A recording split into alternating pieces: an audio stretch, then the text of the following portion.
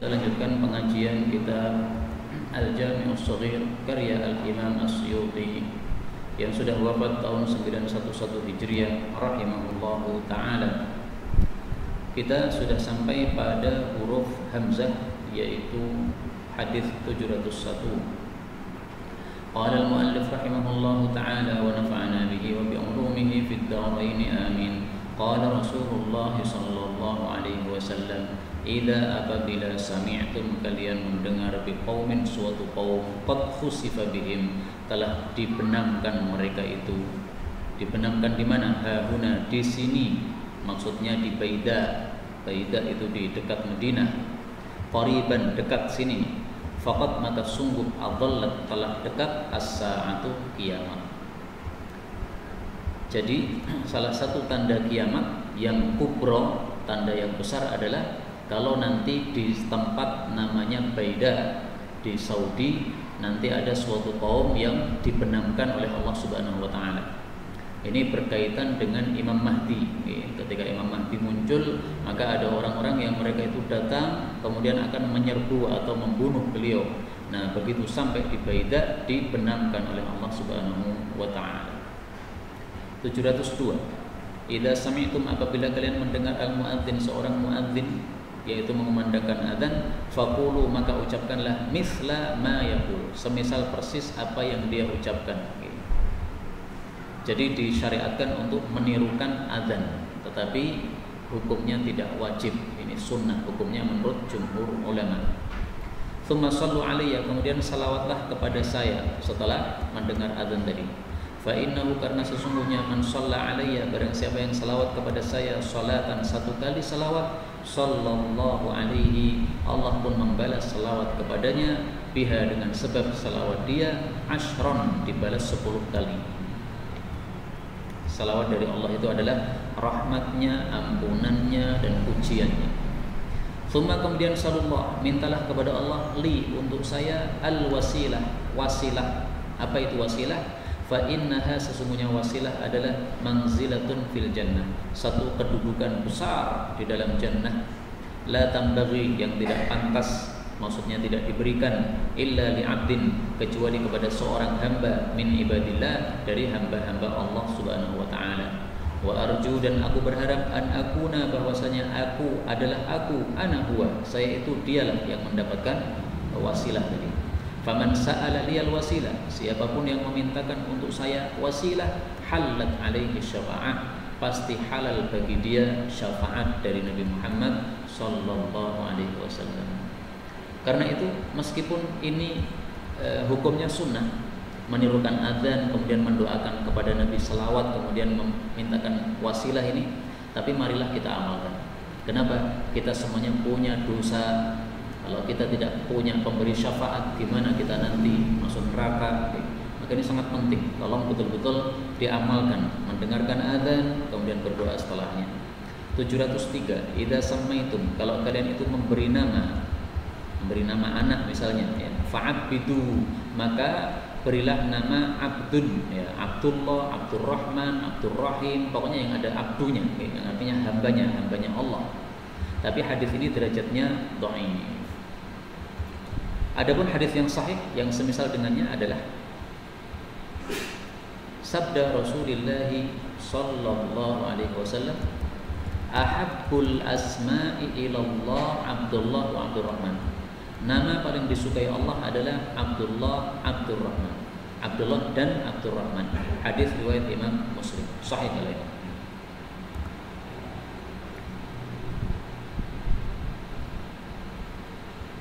Baik, kita lanjutkan. 704. Idza sammaitum, apabila kalian itu membaca bismillah, fakabbiru, maka takbirlah setelah itu. Yakni maksudnya Nabi adalah ala dzabihah, terhadap penyembelihan, terhadap hewan sembelihan. Hadis ini derajatnya dhaif. Adapun fikihnya, membaca bismillah pada saat menyembelih kurban, menurut mayoritas ulama hukumnya adalah wajib. Sehingga kalau sengaja tidak membaca bismillah, sembelihannya ini haram, tidak boleh untuk dimakan. Menurut Imam Syafi'i sendiri, bahwasanya hukum bismillah adalah sunnah. Sehingga meskipun sengaja tidak bismillah ya tetap halal. Tapi paling bagus kita pakai pendapat mayoritas ulama. Kenapa? Rasul Shallallahu Alaihi Wasallam bersabda, "Idza sammaita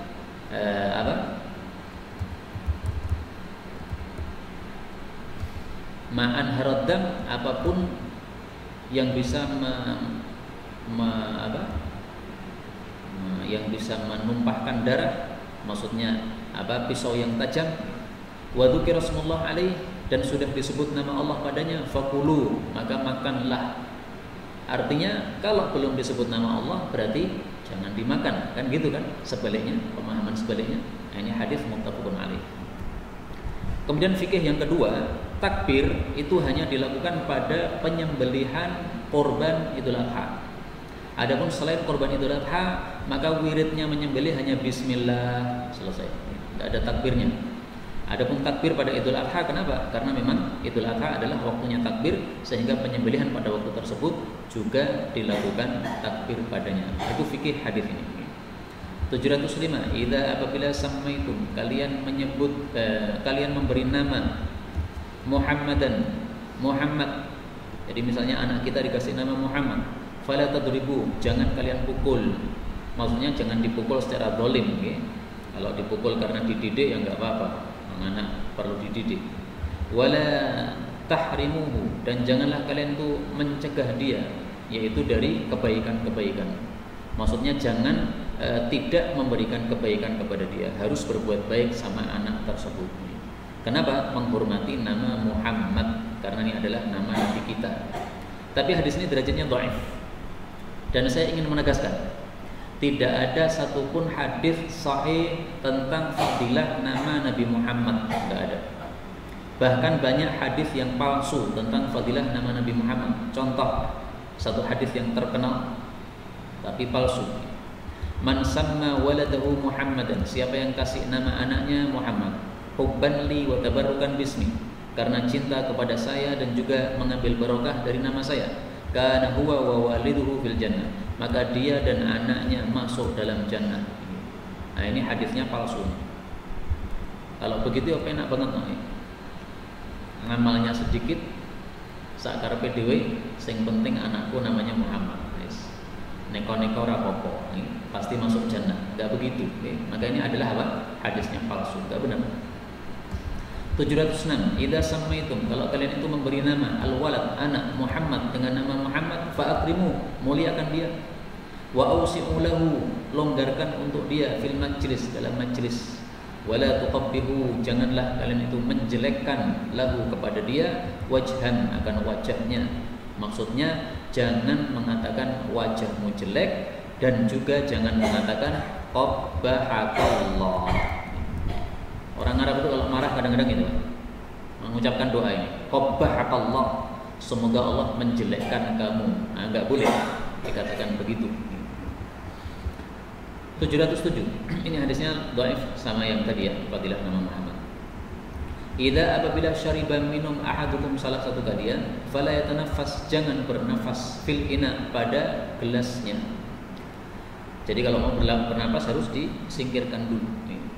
Wa idza, dan apabila ata, dia mendatangi al-khala, kamar kecil, fala yamassa, maka jangan menyentuh zakarahu, zakarnya, biyaminihi, dengan telapak tangannya.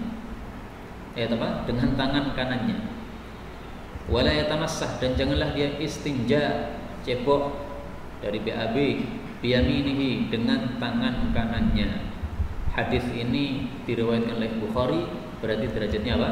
Sahih. Hadis ini tertulis dalam kitab saya ini dhaif, ini salah. Ini mestinya apa? Sahih. Bukhari wa dhaif. Hadis ini menunjukkan 3 adab.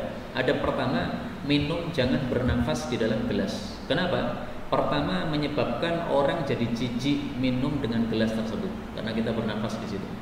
Yang kedua, nafas itu mengeluarkan sesuatu yang tidak baik, sehingga kalau kita bernafas di air minumnya jadi tidak baik, jadi kotor sehingga masuk dalam tubuh kita. Adab yang kedua, tidak boleh menyentuh zakar apabila dengan tangan kanan apabila sedang pipis atau kencing. Kalau tidak sedang kencing nggak apa-apa, misalnya nyelepi ya pakai salep. Nah, tapi memang lebih bagusnya pakai tangan kiri. Hanya yang dimaksud oleh Nabi di sini adalah ketika kencing. Kenapa Nabi setelah bicara tentang adab minum, kenapa bicara tentang adab kencing? Ya biasanya orang setelah minum kemudian apa? Terasa mau kencing. Nah, maka di sini munasabah. Adab yang ketiga adalah jangan istinja dengan tangan kanan. Istinja dengan tangan kanan ini berarti melecehkan tangan kanan. Tangan kanan ini digunakan untuk hal-hal yang baik-baik, jabat tangan dan sebagainya. Sementara tangan yang kiri digunakan untuk yang kotor-kotor. Nah, maka adalah adil, yaitu menggunakan sesuatu pada tempatnya masing-masing. 708.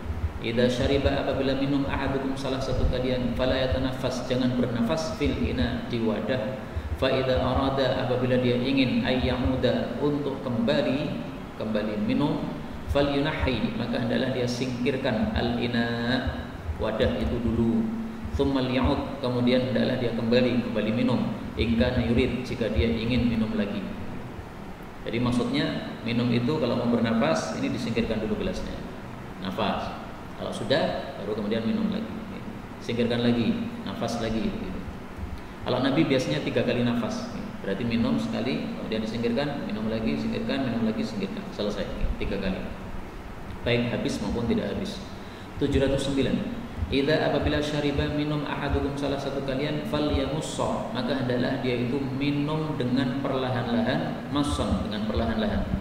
Jadi maksudnya sedikit demi sedikit. Jangan langsung glek-glek entek langsung, enggak boleh.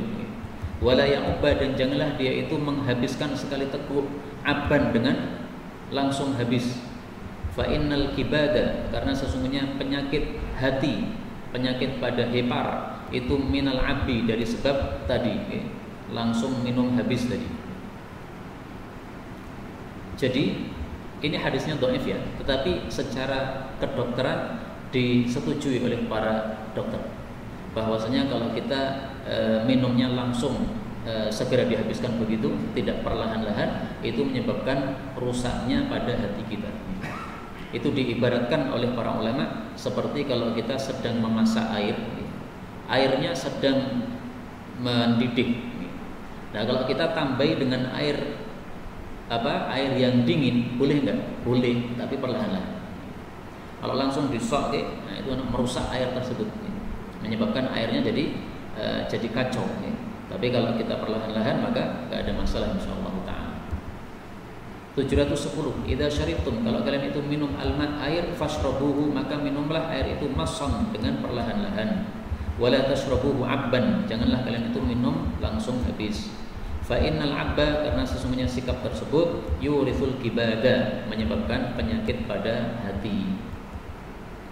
711. Idza syaribtum, kalau kalian minum, ini dhaif juga tadi ya.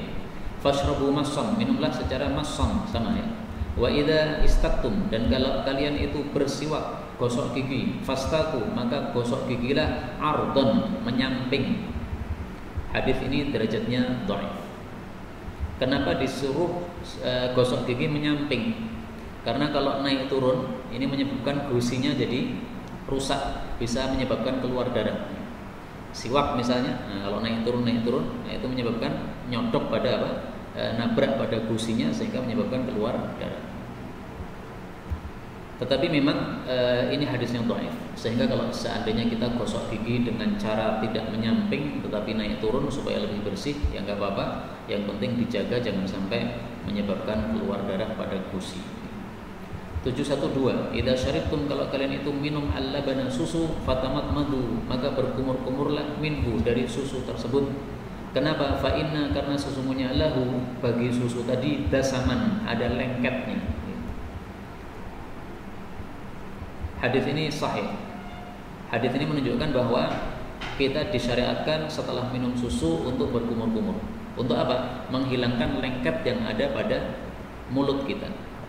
Karena kalau lengket itu dibiarkan, itu merusak. Para dokter mengatakan bahwa sisa-sisa susu kalau dibiarkan pada mulut, pada gigi, ini akan merusak gigi. Bahkan tidak hanya susu saja, segala makanan, segala minuman selain air putih, kata para ulama, kalau dibiarkan pada mulut kita, maka itu akan bisa merusak gigi kita, menyebabkan hafarat, menyebabkan lubang-lubang. Itu gara-gara apa? Makanan minuman tidak dibersihkan. Karena itu setelah minum teh misalnya, setelah minum kopi misalnya, paling bagus berkumur-kumur setelah itu, sehingga sisa-sisa kopi tidak nempel di gigi, sisa gula dan sebagainya tidak nempel di gigi. Para ulama mengatakan segala sesuatu yang memiliki dasam, memiliki lengket-lengket, maka hukumnya disamakan dengan susu. Misalnya apa? Gajih, daging dan sebagainya. Apapun pokoknya yang menyebabkan lengket pada mulut, maka hendaklah berkumur-kumur setelah memakannya supaya tidak memudaratkan gigi kita.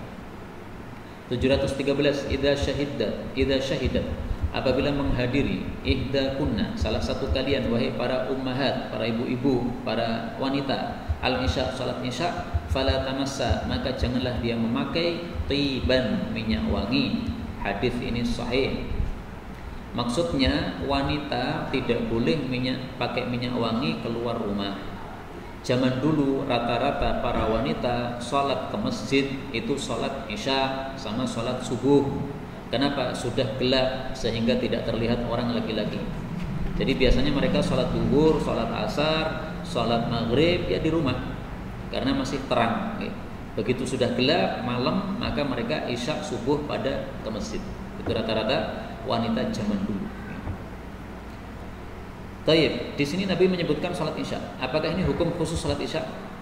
Artinya kalau sholat duhur boleh untuk pakai parfum? Enggak, sama aja. Karena maksudnya keluar rumah nggak boleh pakai parfum. Karena kalau pakai parfum menyebabkan syahwat laki-laki yang mencium bau wangi tadi jadi muncul syahwatnya, mengganggu syahwat laki-laki. Tidak boleh. Karena ini maka ini hukum bukan khusus salat isya tapi semua keluar rumah. Adapun disebutkan secara khusus salat isya karena rata-rata wanita zaman dulu memakai parfumnya malam hari. Karena malam hari kan ketemu suami kan, pakai parfum supaya suaminya apa? Senang. Nah, maka para ibu-ibu ini tolong dijaga.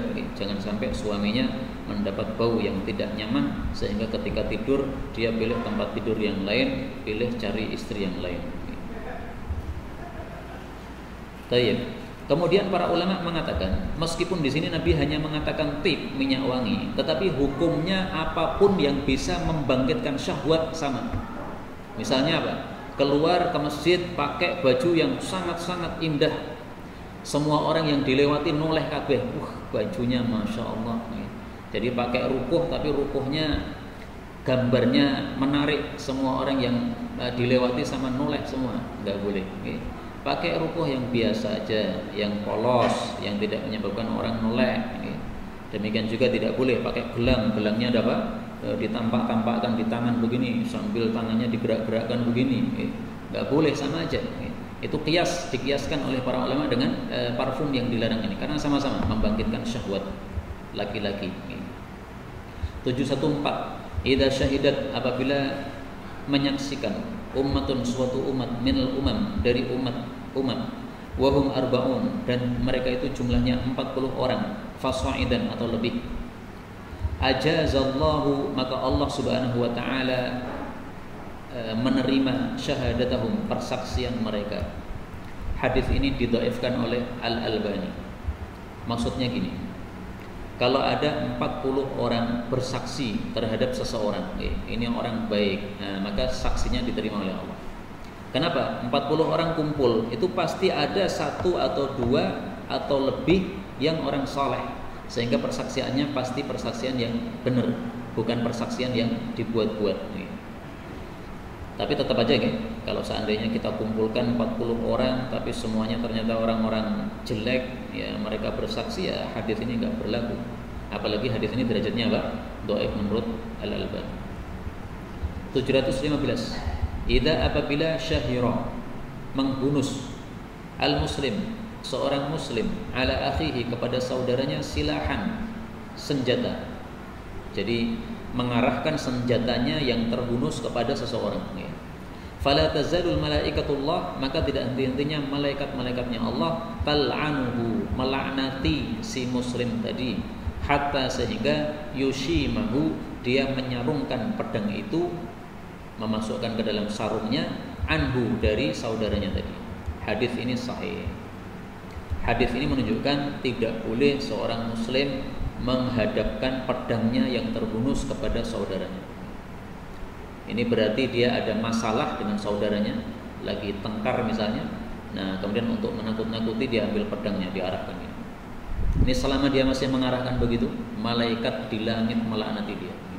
Semoga kamu dilaknat Allah, semoga kamu dijauhkan dari rahmat Allah Subhanahu wa taala. Maka ini maksudnya haram. Karena sesuatu yang dilaknat oleh para malaikat itu hukumnya termasuk dosa-dosa besar, haram. Tolong perhatikan kata-kata yushima. Ini kadang-kadang artinya adalah memasukkan pedang pada sarung. Kadang-kadang artinya sebaliknya, menarik pedang dari sarung atau menghunus pedang. Nah, maka untuk menerjemahkan kata-kata yushima ini, lihat kondisi kalimatnya. Di sini kondisi kalimatnya mengharuskan kita menerjemahkan yushimahu, menyarungkan pedang tadi. Istilahnya dalam bahasa Arab itu adalah addad. Addad. Addad itu apa? Kata-kata yang memiliki dua makna dan dua makna ini saling bertentangan. Misalnya dalam Al-Quran ada kata-kata waro'a. Waro'a ini sering diartikan belakang, tetapi kita temukan dalam Al-Quran kata-kata waro'a artinya depan, yaitu pada surah apa? Al-Kahfi. Wa kana wara'ahum malikun yakhudhu kulla safinatin ghasba. Dan adalah di depan mereka, di depan kapal-kapal yang ditunggangi ini ada seorang raja yang dia akan mengambil setiap kapal yang bagus secara gosok. Maka wara'a di sini nggak bisa diartikan belakang, tapi di depan. Surat Al-Kahfi ayat 79. Ini namanya addad. Termasuk di sini yushima ini addad. 716. Idza shalla, apabila salat ahadukum salah satu kalian, falyusalli, hendaklah dia salat salatan waddi', seperti salatnya orang yang pamitan, maksudnya dia akan mati. Yaitu salatnya man, orang yang la yadhunnu, dia tidak menyangka annahu, bahwasanya dia yarji, bisa kembali ilaiha, kepada salat itu abadan, selama-lamanya. Maksudnya hendaklah kalau salat membayangkan ini salat terakhir, habis ini saya mati. Hadis ini derajatnya dhaif. Tetapi ada hadis yang sahih yang semakna. Kata kuncinya salatan muwaddi'in. Rasulullah sallallahu alaihi wasallam bersabda, "Idza qumta fi salatika", kalau kamu berdiri pada salatmu, fasholli salatan muwaddi', maka salatlah seperti orang yang berpamitan akan mati. Hadis riwayat Ibnu Majah, kata Syekh Albani sahih, dari Abu Ayyub Al-Ansari radhiyallahu anhu. Kalau yang tadi kan dari Ummi Salamah, jadi yang dari Ummi Salamah ini yang dhaif. Tapi dari Abu Ayyub hadisnya sahih. Ini cara salat model sufi, Pak. Orang-orang sufi mengatakan kalau salat itu bayangkan ini mau mati. Nanti habis salam, assalamualaikum, langsung malaikat maut datang mencabut nyawa kita. Nah, kalau kita bisa seperti itu, insya Allah salatnya bisa apa? Khusyuk, tidak mikir kemana-mana. Nah, maka ini sangat bagus untuk diterapkan di dalam salat kita. 717. Idza shalla, apabila salat ahadukum salah satu kalian, falyabda, maka hendaklah dia memulai bitahmidillahi ta'ala, dengan memuji Allah Subhanahu wa taala, watsana'i alaihi, dan menyanjung Allah. Tsumma yusalli, kemudian hendaklah dia baca salawat ala nabi, kepada Nabi sallallahu alaihi wasallam. Tsumma, kemudian liyad'u, hendaklah dia berdoa, ba'du, setelah itu, bima syaa, dengan apapun yang dia inginkan. Maksud hadis ini adalah, hadis ini sahih ya. Maksud hadis ini adalah, kalau kita sholat kemudian duduk tahiyat, maka jangan langsung doa, puji dulu Allah. At-tahiyyatu lillah wassalawatu wattayyibat, assalamu alayka ayyuhan nabi wa rahmatullahi wa barakatuh, dan seterusnya. Itu berarti kita sudah memuji Allah Subhanahu wa taala dan menyanjung Allah. Baru kemudian baca salawat, baru kemudian doa. Doanya apa? Masya'a, terserah. Jadi doa di akhir sholat sebelum salam itu doanya terserah, apapun boleh. Minta kebaikan dunia akhirat boleh, minta disembuhkan dari penyakit boleh, minta dilunasi utang boleh, minta tambah istri boleh nggak? Boleh. Boleh. Tetapi hendaklah niatnya yang baik. bima syaa, dengan apapun yang dia inginkan. Masya, dia inginkan. Tapi syaratnya harus bahasa Arab ya. Bahasa Indonesia enggak boleh. Bahasa Jawa enggak boleh. Harus bahasa Arab. Kalau tidak bisa bahasa Arab gimana? Dua solusi. Solusi pertama di batin. Solusi yang kedua, tanya dulu sama yang bisa bahasa Arab, ditulis. Nah, nanti dihafalkan. Pas salat dibaca. 718. Idza shalla ahadukum, kalau seseorang itu salat, falyusalli, maka hendaklah dia salat ila sutrah, menghadap sutrah. Sutrah itu adalah pembatas. Wal yadnu, dan hendaklah dia mendekat min sutratihi, terhadap sutrahnya tadi. Yang dimaksud mendekat itu adalah jangan lebih dari 3 hasta. Antara kaki kita berdiri sampai sutrah kita jangan lebih dari 3 hasta. Kalau lebih dari 3 hasta kita, itu berarti sudah jauh. Kalau 3 hasta atau kurang, itu sudah dekat, sudah termasuk sesuai sunnah. La yaqta'is syaitan, jangan sampai setan itu memotong alaihi, terhadap dia, salatahu, salatnya. Maksudnya jangan sampai ada orang yang melewati di depan dia. Jadi kalau kita sedang sholat tidak pakai sutroh, itu nanti kalau ada orang lewat di depan kita, maka sholat kita jadi putus. Putus itu maksudnya pahalanya berkurang. Bukan kok batal gitu, enggak, tapi pahalanya berkurang. Tapi kalau kita sudah pakai sutroh, maka orang melewati depan sutroh tadi enggak masalah. Kita sholatnya tidak jadi berkurang pahalanya. Tapi sutroh itu tidak harus sesuatu yang tegak begitu. Garis ini enggak apa-apa. Ini alhamdulillah sudah ada softnya, ada garis-garisnya. Kita sholat di soft kedua, meniatkan soft pertama yang garis ini sebagai sutroh, tidak ada masalah. Hadisnya hasan menurut Al-Imam Ibnu Hajar Al-Asqalani rahimahullahu ta'ala. Maka yang dimaksud setan ini bukan setan-setan itu ya, tapi maksudnya manusia yang melewati orang sholat. Kenapa dia disebut setan? Pertama, karena yang menyebabkan dia lewat di depan orang sholat itu setan. Jadi setan itu memegang orang tersebut. Ayo lewat di depan orang sholat ini. Ini yang ngajak setan ini. Maka dinisbatkan kepada setan. Dianggap seolah-olah dia adalah setan. Yang kedua, karena dia melakukan perbuatan seperti perbuatan setan. Apa perbuatan setan? Sukanya mengganggu. Nah ini ada orang sholat diganggu, yaitu dilewati. Nah, maka dikatakan setan karena menyerupai setan, yaitu melakukan perbuatan setan. Setan itu kurang ajar, Pak. Nabi sholat itu aja mau dibakar wajahnya dengan api. Pernah tahu hadisnya? Nabi Muhammad yang sholat, iblis datang, tiba-tiba dia membawa apa? Bishihabin minar. Dia bawa obor api, liyaj'alahu fi wajhi, untuk dibakarkan di wajah Nabi Muhammad sallallahu alaihi wasallam. Orang ajar tenan nih, iblis nih. Maka Rasulullah mengatakan, "A'udzu billahi minka." Aku berlindung pada Allah dari kamu, dibaca oleh Nabi 3 kali. Al'anuka bila'natillahi tammah. Aku melaknati kamu dengan laknatnya Allah yang sempurna, juga dibaca 3 kali. Akhirnya Allah membantu beliau sehingga iblisnya tidak bisa membakar Nabi. Nah, ini diriwayatkan oleh Imam Muslim dalam bab jawazi la'ni syaitan fi asna'i shalah. Boleh melaknati setan di tengah-tengah salat apabila dia mengganggu kita. Hadis berikutnya 719. Idza shalla ahadukum, apabila seseorang sudah salat raka'atil fajr, 2 rakaat salat sunnah fajar, maksudnya sebelum subuh itu. Falyattaji, hendaklah dia berbaring ala jambihil ayman, pada sisinya yang kanan. Hadis ini sahih. Karena hadis ini sahih, maka hendaklah dilakukan.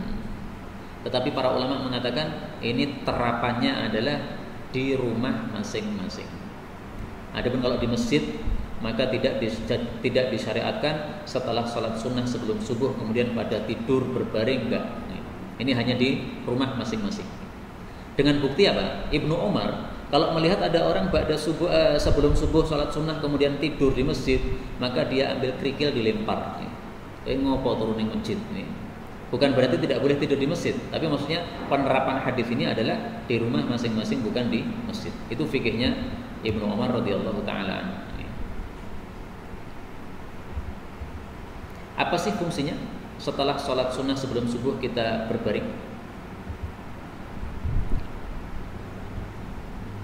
Adapun hikmahnya, para ulama mengatakan alla yatawahham anna subh rubaiyah, supaya tidak ada prasangka bahwasanya sholat subuh itu 4 rakaat. Artinya setelah sholat sunnah kemudian kita berbaring dulu, berarti dipisah, kemudian habis itu dengan sholat subuh. Itu hikmahnya. Wallahu a'lam bissawab. 720. Idza shalla, apabila salat ahadukum salah satu kalian al-jum'ata Jumat, fala yusalli, jangan salat ba'daha setelahnya syai'an, sedikit pun, hatta sehingga yatakallam, dia bicara, au yakhruj, atau dia keluar. Hadis ini derajatnya sahih menurut Al-Albani, disahihkan oleh Al-Albani. Jadi setelah sholat Jumat langsung berdiri sholat sunnah nggak boleh, harus melakukan salah satu dari 4. Apa 4 itu? Yatakallam, bicara. Nah, bicara ini ada 2 macam. Bicara kepada Allah, yaitu wirid, subhanallah, alhamdulillah, Allahu akbar. Atau bicara kepada manusia, teman sebelah kita, assalamualaikum, gimana kabar. Yang kedua, yang ketiga dan keempat adalah yakhruja, keluar. Nah, keluar ini juga bisa 2. Keluar dari masjid, pindah ke rumah, salat sunnahnya di rumah. Atau keluar maksudnya bergeser dari tempat kita salat tadi, ya, mundur atau maju atau nyamping kanan atau nyamping kiri. Nah, itu sudah disebut keluar, yaitu keluar dari posisi kita salat. Sebagaimana hadis yang sering kita sampaikan, tapi nggak apa-apa kita sampaikan lagi. Rasul sallallahu alaihi wasallam bertanya, ayajizu ahadukum, apakah seseorang itu tidak bisa ayyataqaddam aw yata'akhkhar, maju atau mundur, au an yamini au an shimali, atau geser kanan atau geser kiri, fi shalah, untuk salat sunnah.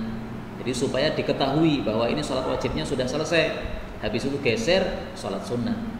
Nah, jadi tidak disukai dalam agama ini ibadah fardu dengan ibadah sunnah gabung, itu enggak disukai. Ini perbuatan orang-orang ahli kitab zaman dulu yang menyebabkan mereka dibinasakan oleh Allah Subhanahu wa taala. Maka ibadah sunnah dengan ibadah wajib hendaklah ada pembatasnya, ada pembedanya, ada jedanya. Hadis berikutnya 721, idza shalla ahadukum, apabila seseorang salat, falyalbas, hendaklah dia pakai na'lai, 2 sandalnya, aw liyakhla'huma, atau hendaklah dia lepas sandal itu, baina rijlai, di antara kedua kakinya. Jangan ditaruh di samping kanan atau samping kiri, karena akan mengganggu jamaah sebelahnya. Wala yu'dhi, dan janganlah mengganggu bihima, dengan 2 sandal tadi, ghairahu, orang lain. Hadis ini sahih. Hadis ini menunjukkan bahwa kalau orang membawa sesuatu ketika sholat, maka hendaklah kalau dia menaruh itu naruh di depan dia, di depan dia sholat, sehingga area sholat dia saja yang terpakai. Misalnya kita bawa tas, kemudian sholat jamaah di masjid, nah, tidak ada tempat untuk nyimpen tas misalnya, ya sudah, taruh di depan kita sholat, tidak ada masalah. Jangan taruh samping kanan atau kiri, akan mengganggu jamaah yang datang. Kemudian kata-kata falyalbasna alaih, kalau salat hendaklah pakai sandal, ini bukan berarti sunnah, bukan. Tapi maksudnya adalah rukhsah. Menurut Al-Imam Ibnu Daqiq Al-Id, ini perintah rukhsah, bukan perintah sunnah, bukan. Sama dengan seorang laki-laki disuruh oleh Nabi untuk mandi bersama istrinya. Itu bukan berarti disunahkan mandi berjamaah, enggak begitu. Tapi maksudnya mubah, boleh mandi berjamaah begitu, ya, rukhsah atau boleh, ibahah. Maka saya belum menemukan satu orang pun ulama yang mengatakan disunnahkan, mandi suami istri berjamaah, saya belum temukan. Rata-rata mereka mengatakan ibahah, bolehnya suami istri mandi bersama-sama. Baik, kembali ke sini. Sandal yang dipakai oleh seseorang apabila sudah terkena dengan tai, misalnya sebelum berangkat ke masjid dia menginjak tai, nah, begitu sampai masjid sandal itu ada tainya. Gimana cara membersihkan tai yang menempel ini? Ini menurut sebagian ulama adalah cukup diusapkan pada tanah. Kalau sudah diusapkan pada tanah, maka sandal ini sudah jadi suci. Kalau dalam mazhab Syafi'i dibedakan antara tai kering dengan tai basah. Kalau tainya basah nempel sandal, diusap-usap di tanah, ya masih najis. Harus dicuci dengan apa? Air, karena tainya basah. Dengan diusap-usapkan pada tanah itu masih ada tainya situ, malah getibel gitu Pak. Karena ini basah, kasih tanah jadi getibel. Tetapi kalau itu tainya kering, nah maka cukup diusap dengan tanah tadi. Ini mazhab Syafi'i. Kembali ke sini 722, idza shalla ahadukum, kalau seseorang itu sudah salat al-jum'ah falyusalli ba'daha, hendaklah salat setelahnya arba'an, 4 rakaat salat sunnah. Hadis ini sahih. Tetapi prakteknya Nabi, beliau kalau habis Jumat salatnya hanya 2 rakaat. Karena itu para ulama mengatakan, ini maksudnya Nabi mengajarkan kepada kita 2 macam. Yang pertama adalah al-akmal, ibadah yang lebih sempurna. Yang kedua adalah al-aqal, ibadah yang minimal. Habis salat Jumat, salat sunnah. Minimal berapa? 2 rakaat. Sempurna berapa? 4 rakaat. Nah, maka lebih afdal kita salatnya 4 rakaat. Adapun Nabi melakukan 2 rakaat itu untuk memberitahu, boleh 2 rakaat boleh. Jadi perintah saya 4 rakaat ini enggak wajib. Mau 2 rakaat ya enggak apa-apa, 4 rakaat lebih utama. Maka ini termasuk sunnah yang jarang dilakukan, Pak. Saya ulangi lagi, hadis nomor 722 ini termasuk sunnah yang jarang dilakukan. Banyak orang setelah salat Jumat, salat sunnah hanya berapa? 2 rakaat. Nabi perintahkan 4 rakaat. Kalau Ibnu Umar 2 rakaat di masjid, kemudian pulang 2 rakaat lagi di rumah. Jadi masing-masing apa? Ada fadilahnya. Di masjid dia punya, di rumah dia punya juga. Ya enggak ada masalah begitu. Monggo, Pak. Itu misalnya habis salat Jumat 4 rakaat tanpa tahiyat awal. 4 rakaat langsung. Boleh. Jadi 4 rakaat itu ada 3 cara. Boleh 2 rakaat salam, 2 rakaat salam sebagaimana mazhab Syafi'i sama Hambali. Boleh juga langsung 4 lempeng, enggak ada tahiyat awal. Boleh juga tahiyat awal dulu, kemudian nambah lagi dan tahiyat akhir. Bebas, 3 macam ini semuanya ada dalilnya yang sahih. Kemudian ini kan salatnya ba'daha, setelah Jumat. Adapun kalau sebelum Jumat, ada enggak salat sunnah qobliyah Jumat? Mazhab Syafi'i menyelisih jumhur ulama. Mayoritas ulama semuanya mengatakan, Imam Abu Hanifah, Imam Malik, Imam Ahmad mengatakan tidak ada salat sunnah qobliyah Jumat, enggak ada. Nabi itu datang ke masjid, langsung azan, langsung khutbah. Qobliyahnya kapan? Enggak ada qobliyah Jumat. Tetapi mazhab Syafi'i menyendiri, nyempal dari apa? Mayoritas para ulama. Maka ini termasuk pendapat yang mufradatnya mazhab Syafi'i, yaitu dia menyelisih jumhur ulama. Karena itu saya tidak suka qobliyah sebelum Jumat. Tapi kalau ada yang melakukan, karena biasanya azannya 2 kali, ya monggo. Tapi kalau saya tidak. Hadis berikutnya 723. Idza apabila shalla ahadukum, seseorang salat fa ahdatsa, lalu dia hadas kentut, falyumsik ala anfih, hendaklah dia pegang hidungnya. Tsummal yang sorif, kemudian hendaklah dia pergi. Yang maksudnya adalah kalau kita itu kentut pada saat salat, hendaklah kita pura-pura mimisen. Jadi memegang hidung itu maksudnya pura-pura mimisen. Karena itu para ulama fikih mengatakan muhtaudiban, hendaklah dia itu pegang hidungnya sambil membungkukkan badan. Jadi tok-tokan Pak ini. Tok-tokan apa? Aku lagi mimesen gitu. Tapi para ulama mengatakan kalau engkau kentutnya banter, dut, maka hadis ini enggak berlaku. Karena kalau hadis kentutnya banter, kita tok-tokan mimisen, orang-orang semuanya akan apa? Mengejek, kowe tok-tokan wis krungu kok ora kacek iki. Monggo, Pak. Itu sama aja, Pak.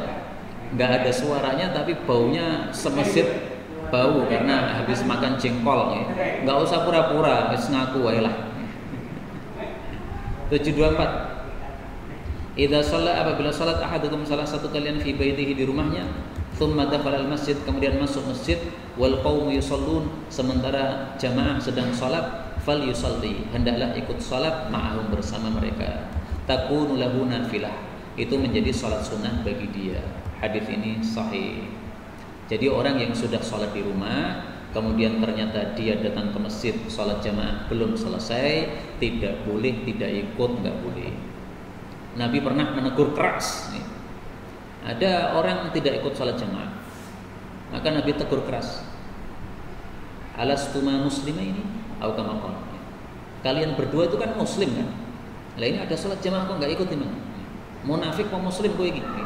Karena zaman dulu itu kalau ada salat jamaah itu yang ikut orang Islam, yang tidak ikut itu munafik. Munafik itu biasanya kalau qomat mereka langsung keluar dari masjid. Disebutkan dalam sebuah kitab begitu. Begitu qomat langsung keluar dari pintu-pintu masjid. Itu menyerupai orang munafik. Dan itu serupa dengan sebagian orang yang terlalu semangat tapi ilmunya dikit. Ketika imam tertentu maju kemudian dia keluar. Ketika ditanya, "Ngapa Pak kamu tuh Pak?" "Oh, imamnya itu Syiah." Pertama, dia tidak betul-betul Syiah tapi hanya dituduh Syiah. Yang kedua, sikapmu itu salah seperti itu. Anggaplah betul dia Syiah. Syiahnya itu ditanggung dia. Kita makmum itu enggak menanggung sama sekali. Berarti dia belum belajar Sahih Bukhari. Hendaklah dia belajar Sahih Bukhari dulu, kemudian setelah itu baru ngambil sikap yang benar. Imam Bukhari mengatakan, babu imamatil maftun wal mubtadi. Bab bagaimana kalau diimami oleh orang yang ahli bid'ah, gimana? Ahli bid'ah itu contoh apa? Syiah, Khawarij, Mu'tazilah, Jahmiyah, Qadariyah. Napa mulai? Itu yang 6, itu yang inti. Wa qala Al-Hasan, dan berkata Hasan Al-Basri, "Sholli, silahkan salat di belakang ahli bid'ah, wa alaihi bid'atuhu." Bid'ahnya ditanggung dia sendiri. Jadi kita enggak nanggung. Utsman bin Affan ditanya oleh para sahabat, "Wahai Utsman, ini sekarang orang-orang Khawarij ini nyerbu kota Madinah, nyerbu ingin membunuh Anda. Mereka menguasai masjid. Yang menjadi imam mereka, kita gimana kita?" Utsman bin Affan mengatakan, "Salat adalah amal terbaik manusia. Kalau mereka berbuat baik, berbuat baiklah bersama mereka. Kalau mereka berbuat jahat, jangan ikut-ikutan kejahatan mereka." Jadi meskipun orang-orang Khawarij itu yang mereka ingin membunuh Sayyidina Utsman, itu yang mengimami salat di Masjid Nabawi, kata Sayyidina Utsman, itu adalah amal baik, salat itu baik. Adapun dia Khawarij ingin membunuh Utsman, membunuh sahabat Nabi yang mulia, itu bukan urusan kita, itu urusan dia sama Allah Subhanahu wa taala. Maka anak-anak muda yang terlalu semangat tapi kurang ngaji itu perlu apa? Mereka lebih banyak ngaji supaya mereka tidak menyerupai orang-orang munafik. Orang munafik begitu mendengar qomat keluar. Nah, mereka menyerupai itu. Qomat dikumandangkan, melihat Pak Fulan maju langsung keluar. Pilih Mbak salat di rumah. Itu enggak benar. Hadis berikutnya 724. 725. Idza shallatil mar'atu, apabila seorang wanita itu salat khamsaha, salat 5 waktu, wa shamat dan berpuasa syahraha, bulan Ramadan, wa hafizat dan menjaga farjaha, farjinya. Menjaga farji itu 2. Pertama, tidak digunakan untuk zina. Yang kedua, tidak dibuka kecuali kepada suaminya, ya, tidak ditampakkan auratnya kecuali kepada suaminya. Wa ata'at zaujaha, dan dia taat kepada suaminya, dakhalatil jannah, pasti masuk jannah. Hadis ini sahih. Jadi para ibu-ibu sangat-sangat dimudahkan oleh Allah untuk masuk surga. Cukup salat 5 waktu, puasa Ramadan, menjaga kemaluan, mentaati suami. 4 aja. Puasa, salat, jaga kemaluan, taat suami. Selesai, masuk jannah. Karena itu dulu ada seorang kiai, dia ditanya oleh seorang wanita, "Pak Kiai, ini saya sudah nggak kuat sama suami saya pengen minta cerai." "Loh, kenapa minta cerai?" "Karena suami saya itu nggak bisa menghasilkan apa-apa. Kerja yo ora iso, orang ngasilke duit, malah sing tuku beras kula niki." Nah, maka Pak Kiainya sambil senyum beliau mengatakan, "Kalau panjenengan cerai itu berarti panjenengan melewatkan atau menghilangkan kesempatan emas masuk surga." Rasulullah mengatakan kalau wanita itu sholat 5 waktu, puasa Ramadan, menjaga farji, mentaati suaminya, masuk jannah. Jadi masuk jannah jenengan gampang. Punya suami itu masuk jannah gampang. Orang di suami nggak ada yang ditaati pripun ini. Nah, maka akhirnya tidak jadi cerai. Alhamdulillah, nasihat yang sangat bagus.